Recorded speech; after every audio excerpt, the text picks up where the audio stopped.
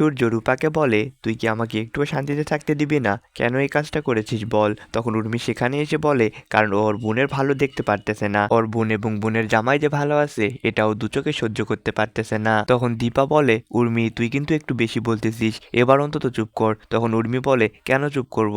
তোরা মা মেয়ে প্রতিদিন অপরাধ করবি আর আমি চুপ করে থাকবো? তখন দীপার শ্বশুর বলে, বড় বৌমা এসব কি শুনতেছি? তুমি ওই বিষয়ে জানতে আর আমাদের একবারও বলনি? তখন কুন্তলা দেবী বলে, হ্যাঁ অবশ্যই উনি আছে, উনি যদি না থাকতেন তাহলে রূপা এতটা সাহস কোনোভাবেই পেতেন না। সব থেকে বড় কথা হচ্ছে, রূপা তুমি তোমার মাকে বাঁচাতে সব দোষ নিজের ঘাড়ে নিচ্ছ, এটা মনে করতেছো তুমি পার পেয়ে যাবে? না, আমার ছেলে এবং ছেলের বইয়ের উপর যদি কারো বদনজর পড়ে তাদেরকে আমি ছাড়বো না। তখন উর্মি বলে, হ্যাঁ রে দিদি, তোর কি একটুও লজ্জা নেই? এরপর কুন্তলা বলে, আমি আমার ছেলে এবং ছেলের বউকে এই পরিবেশে রেখে কখনোই যেতে পারবো না, আমি আমার ছেলে এবং ছেলের বউকে নিয়ে চলে যাব।